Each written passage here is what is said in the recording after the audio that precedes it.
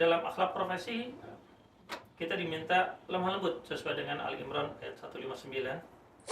Karena dalam Islam itu nyawa adalah amanah ya.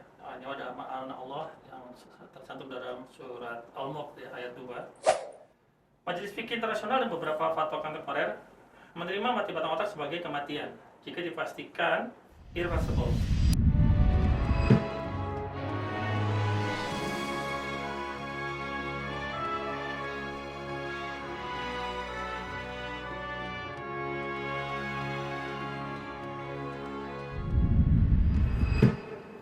Assalamualaikum warahmatullahi wabarakatuh. Waalaikumsalam warahmatullahi wabarakatuh. Sahabat Asyifa, dimanapun kalian berada, jumpa lagi bersama kami di podcast Asyifa, Istiqomah Menebar Kebaikan. Mungkin selanjutnya saya izin masuk ke isu selanjutnya nih dok. Iya. Isu selanjutnya tidak kalah menarik juga terkait isu reproduksi, yang mana belakangan ini dengan kemajuan teknologi, kemajuan zaman itu semakin marak bahasannya di masyarakat seperti itu. Nah, jadi dan banyak juga pasangan-pasangan yang mulai mempertimbangkan opsi-opsi reproduksi seperti bayi tabung seperti itu. Nah, menurut pandangan Islam sendiri, dokter, hukum bayi tabung ini seperti apa ya? Iya, bayi tabung ini atau disebut dengan IVF ya, pada dasarnya boleh bila memenuhi syarat. Yang pertama, sperma dan ovum berasal dari pasangan sah suami istri. Jadi pasangan sah suami istri secara Islam ya. Kemudian proses pembuahan dan penanaman embrio berlangsung dalam masa pernikahan yang masih sah ya. Jadi sperma dan ovumnya itu berasal dari pasangan yang sah secara Islam, dan proses pembuahan dan penanaman embrionya juga dalam masa pernikahan yang sah. Itu boleh. Karena banyak keputusan dari Majma' Fikih dan juga Fatwa MUI yang condong ke arah ini. Tujuannya adalah untuk membantu memperoleh keturunan, dan itu sejalan dengan maqasid his an nasal, menjaga keturunan untuk kehidupan kita. Jadi boleh tapi dengan syarat ya. Berarti memang diperbolehkan dalam Islam tapi dengan syarat-syarat yang tadi sudah disebutkan. Ya, itu. Mungkin kalau dalam etika, dalam segi etika sendiri dokter, bagaimana perbedaan statusnya antara bayi tabung dari pasangan yang sah tadi dengan bayi tabung dari donor sperma atau donor ovum? Ya. Kalau dari pasangan yang sah, dari pasangan yang secara Islam sudah terikat ya, misalkan Golizo, itu nasabnya jelas. Ya, nasabnya jelas. Kehormatan pernikahan juga terjaga. Dan tidak ada pencampuran dari garis keturunan. Kalau memakai donor sperma atau ovum atau dari pihak ketiga, mayoritas ulama tidak boleh ya, karena terjadi ikhtilat an-nasab, jadi pencampuran nasab nanti ya, dan adanya pihak ketiga dalam relasi suami istri. Jadi kalau misalnya ada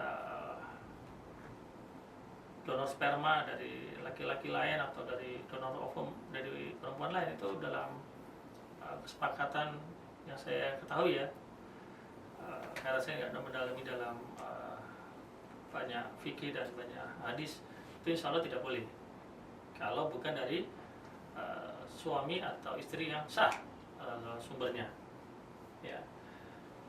Kenapa ini penting? Karena akan terkait dengan waris, dengan mahram dan hak-hak keluarga. Itu sangat penting dalam Islam. Jadi secara etis IVF itu kalau dari pasangan yang sah secara Islam boleh, tapi kalau dengan donor sperma atau donor ovum itu tidak boleh, begitu. Masya Allah, berarti memang dalam Islam ini sudah diatur dengan sedemikian jelasnya untuk kebaikan dari orang tuanya dan anaknya itu sendiri. Seperti itu ya dokter. Oke, luar biasa sekali ilmu yang dokter sampaikan pada hari ini. Mungkin saya izin untuk berpindah ke topik selanjutnya lagi. Ya, yang tidak juga ya itu ujiannya. Yang tidak kalah seru untuk dibahas juga ya. Terkait kepada kita sebagai seorang muslim, terkadang kita seringkali dihadapkan dengan situasi yang menuntut terkait kebijaksanaan, kelapangan dada, bukan hanya terkait kepada keilmuan, terutama keilmuan medis bagi kita sebagai tenaga kesehatan. Nah, ketika keluarga dari pasien yang datang ke kita bingung antara berikhtiar maksimal dan bertawakal, bagaimana komunikasi efektif dengan kita sebagai tenaga kesehatan? Ya. Jadi kalau berikhtiar maksimal itu maksudnya adalah dokter memberikan terapi yang masuk akal secara medis, dan punya peluang manfaatnya dari terapi itu. Tapi bila terapi sudah sampai pada titik di mana tidak memberikan manfaat secara medis, maka bukan lagi ikhtiar yang baik. Ya, kita masuk ke dalam yang namanya tawakal. Bukan berarti kita berhenti usaha, tapi menerima keputusan Allah setelah usaha yang optimal. Dokter boleh menguatkan dengan ayat wa iza maridu fahuwa yasfi dari surat Asy-Syu'ara ayat 80, bahwa penyembuh tetap Allah. Tugas kita memilih terapi yang paling maslahat. Ya, jadi film ini adalah kita tidak menghentikan ikhtiar. Kita sedang memilih ikhtiar yang paling diridhoi dan tidak menyakiti. Jadi berikhtiar dulu maksimal, baru kita bertawakal. Setuju, saya juga sangat setuju akan hal tersebut. Bagi dokter sendiri sebagai seorang ahli bedah syaraf, bagaimana implikasinya, bagaimana penerapannya dalam keseharian dokter dalam menghadapi pasien yang bermasalah dalam hal seperti itu? Ya, kembali lagi seperti yang disampaikan tadi ya. Jadi kita sampaikan, kita berikan penjelasan, kita ulangi, dan kita dokumentasikan. Ya, kemudian kita berikan pendekatan yang ahsan, yang baik. Ya, kebetulan saya beragama Islam, jadi kalau pasiennya beragama Islam, ya kita berikan pendekatan secara yang ahsan, yang Islami. Ya, bahwa kondisi pasiennya sudah seperti ini, sudah seperti itu, kemudian terapi-terapi yang ada ya, dan yang dimiliki oleh rumah sakit ini atau yang bisa kita kerjakan sudah maksimal. Selebihnya kita bertawakal, begitu. Dan itu bukan hal yang gampang karena kita coba mendaratkan dengan bahasa-bahasa masyarakat, bukan bahasa-bahasa medis, karena belum tentu semua pasien memahami, keluarga pasien memahami mengenai bahasa-bahasa medis, begitu. Betul sekali. Jadi memang banyak sekali yang perlu diperhatikan dokter ya, sebagai tenaga kesehatan, bukan hanya terkait ilmu medis, tapi juga bagaimana berkomunikasi, kemudian pemahaman terkait keyakinan pribadi dari pasien, seperti itu. Mungkin untuk contoh konkret terkait Islam rahmatan lil alamin, Islam rahmat bagi seluruh alam, dalam praktek kedokteran sehari-hari sebagai tenaga kesehatan, dari dokter sendiri bagaimana penerapannya? Yang pertama, kita berikan informasi yang jujur, tapi dengan cara yang lembut kepada pasien, keluarga pasien. Ya. Kemudian yang kedua, mengurangi tindakan yang menyakitkan, memperjuangkan akses pasien untuk bisa mendapatkan pelayanan yang maksimal, tidak memandang suku, agama, ras. Rasulullah SAW bersabda, Allah itu lembut dan mencintai kelembutan. Sehingga dalam praktek kedokteran yang rahmatan lil alamin, berarti ilmu medis itu digunakan untuk menghadirkan rahmat, bukan menambah beban keluarga pasien, termasuk pasiennya sendiri bila bisa kita komunikasi. Termasuk juga etika akhir hayat, tidak memaksa tindakan yang tidak bermanfaat untuk pasien. Jadi kembali lagi tadi kita jelaskan, kita ulangi, kita dokumentasikan dengan bahasa yang ahsan, yang baik, yang jujur, dan yang mudah dipahami oleh keluarga pasien, bukan kita. Karena tidak semua keluarga pasien memahami bahasa medis, begitu. Masya Allah, berarti memang keislaman dan dunia medis itu berkorelasi dengan erat. Prinsipnya sama, kebaikan untuk semuanya, betul, seperti itu, kebaikan untuk pasien, seperti itu. Mungkin pertanyaan selanjutnya,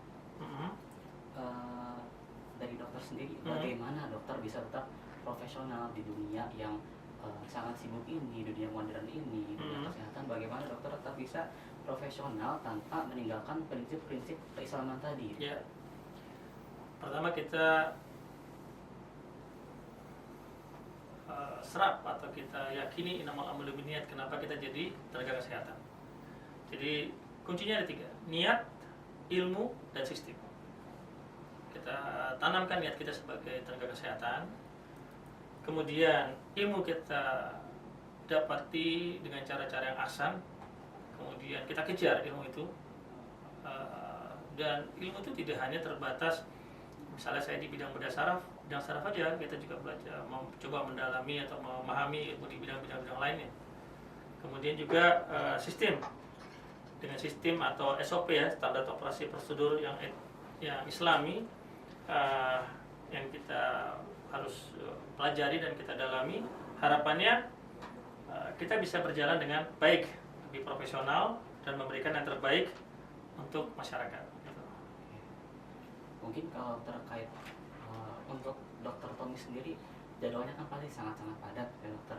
Bagaimana dokter tetap bisa teguh dalam prinsip keislaman, tetap bisa meluangkan waktunya dengan jadwal yang begitu padat? Ya. Dokter. Yang pertama, jangan pernah meninggalkan ibadah. Ya. Waktu tidak akan bertambah dan tidak akan berkurang. Kita yang merasa bertambah dan kita yang merasa berkurang.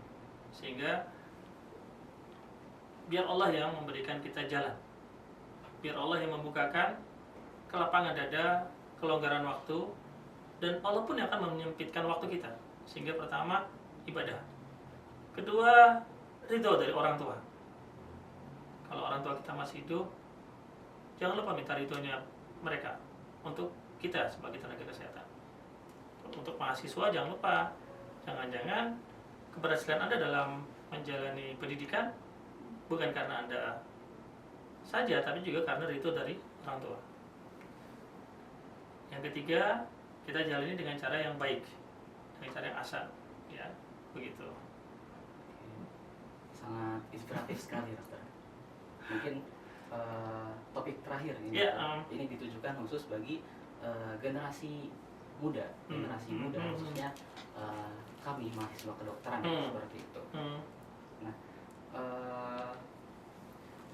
mengapa penting sekali bagi mahasiswa kedokteran, khususnya mahasiswa kedokteran Islam, untuk memahami terkait bioetika Islam tadi sejak dini? Mengingat banyak sekali aspek-aspek yang sebelumnya sudah kita bahas dan sangat-sangat krusial seperti itu. Ya, jadi belajar bioetik Islam membuat calon dokter mampu menjembatani ilmu modern dengan kaidah-kaidah Al-Quran dan Hadis, seperti dalam Al-Maidah surat ayat ke-32 mengenai menyelamatkan nyawa, ya, dan kaidah menolak mudarat didahulukan daripada mengambil manfaat. Jadi teman-teman mahasiswa, kalau tidak punya lensa syariah, keputusan akan murni teknis dan bisa bertabrakan dengan nilai-nilai pasien. Ya, jadi kembali lagi, tanamkan niat yang baik, namal amal niat, kemudian kejar ilmu, kemudian pahami sistem. Ya, jadi di ladang pendidikan yang sedang teman-teman jalani, tanamkan dulu inamal amal. Anda akan jadi seorang tenaga kesehatan. Sudah. Kemudian belajar. Ya, belajar. Nah, belajarlah kita sampai liang kubur. Belajar. Baca dan baca dan baca. Ya, kemudian kita pahami sistem. Bagaimana sistem yang ada dan bagaimana sistem itu bisa bekerja gitu. Untuk menjadi tenaga medis profesional sendiri dokter, menjadi tenaga medis yang profesional dan berakhlak di masa depan, dari dokter apakah mungkin ada tips-tips tambahan nih buat teman-teman sekalian semuanya? Apa mungkin yang perlu dipelajarin, apa saja yang perlu ditekankan mungkin sejak dini sebelum melanjutkan ke tahap-tahap selanjutnya? Ya, jadi mulai dari hal yang sederhana. Jaga kita ibadah kita. Ya, kalau dalam agama saya jaga sholat. Kemudian jaga kejujuran akademik. Jangan memanipulasi data. Kemudian rutin kita ikuti kegiatan-kegiatan baik kegiatan-kegiatan Islam atau kegiatan-kegiatan yang berhubungan dengan agama dan kegiatan-kegiatan yang berhubungan dengan bidang kita, dengan dunia kedokteran. seperti seminar ya, kemudian acara-acara yang bisa menambah ilmu kita, dan cari teladan dosen atau konsulen yang bisa menjaga keduanya, baik dari agamanya maupun dari ilmunya. Lalu lihat bagaimana dosen atau konsulen itu berkomunikasi. Ambil yang baik, tinggalkan yang tidak baik, gitu. Karena sebaik-baik manusia yang paling bermanfaat adalah bagi manusia lain, seperti sabda Rasulullah SAW. Ya. Jadi profesionalisme dan akhlak bukan ada jalur yang berbeda, tetapi di jalan yang sama, begitu. Ya. So. Masya Allah, sangat luar biasa, Dr. Tommy ya. Mungkin saya jadi penasaran nih, Dr. Tommy tadi sempat membahas terkait panutan, panutan dalam hidup. Untuk Dr. Tommy sendiri, kalau boleh tahu, apakah Dr. Tommy mungkin punya panutan yang menjadi inspirasi bagi dokter? Ya, jadi jelas panutan saya dan harus jadi panutan kita semua. Yang pertama adalah Rasulullah SAW, ya. Kemudian para sahabat, ya. Karena para sahabat Rasul itu banyak yang dokter juga. Asal kita mau baca, ya. Asal kita mau baca. Karena sudah banyak buku-buku baik sahabat dan sahabi ya, yang dulunya dokter dan ilmunya juga luar biasa gitu. Nah, kuncinya adalah tadi mau berbaca, ya. Dan figur-figur atau teladan-teladan yang saat ini, tentu ya seorang manusia itu tidak luput dari kekurangannya. Ya, jadi tadi kalau kita sudah melihat bahwa figur ini bisa kita jadikan teladan, ingat beliau itu adalah manusia, tidak luput dari kekurangan. Ya, jadi ambil yang baik, yang tidak baik ya sudah tinggalkan, begitu. Ya. Niatnya kita baik, tapi caranya salah, orang terimanya jadi salah. Niat kita baik, caranya sudah benar, tapi orang melihatnya salah, itu pun jadi salah. Jadi kita beristighfar, kita berlindung daripada Allah, dari Allah untuk itu. Jadi kita beristighfar ya teman-teman. Alhamdulillah acara sudah selesai, semoga banyak manfaatnya, mendapatkan barokah dan ilmunya bisa kita resapi. Sebagai penutup kita beristighfar 3 kali, kita kepada Allah dari kekhilafan yang mungkin terjadi tidak sengaja, dan semoga apa yang disampaikan bisa mendapatkan barokah dan manfaat untuk kita semua. Kemudian terakhir doa penutup majelis, subhanallah wa bihamdihi asyhadu an la ilaha illa anta. Sudah selesai. Alhamdulillah terakhir ya. Saya gantian masa putus. Baik. Jazakumullah khairan katsiran. Terima kasih banyak sebelumnya kepada Dr. Tommy atas ilmu dan segala pencerahannya pada hari ini. Mungkin untuk sahabat Asyifa semua perlu diingat bahwa dunia medis ini tidak hanya terkait soal tindakan dan ilmu-ilmu klinis. Jadi banyak sekali tentang akhlak, tentang amanah dan rasa takut pada Allah dalam setiap keputusannya. Seperti itu ya dokter. Jadi kita harus tetap terus belajar, terus membaca untuk dapat menjadi tenaga medis yang kompeten di masa depan nanti. Seperti itu. Mungkin terkait dari apa yang telah kita bahas pada podcast kali ini, jika terdapat kesalahan atau salah kata, segala kebenaran adalah milik Allah dan kesalahan adalah milik manusia. Jadi mari sama-sama kita beristighfar, astagfirullahaladzim, astagfirullahaladzim, astagfirullahaladzim. Semoga Allah mengampuni segala kesalahan dan kehilafan yang telah kita perbuat bersama. Seperti itu. Mungkin dari saya sebagai podcaster, saya Fatih Gesan Muzaki pamit undur diri. Terima kasih banyak Dr. Tommy atas kehadirannya di podcast pada sore hari ini. Terima kasih banyak. Wassalamualaikum warahmatullahi wabarakatuh. Waalaikumsalam warahmatullahi wabarakatuh.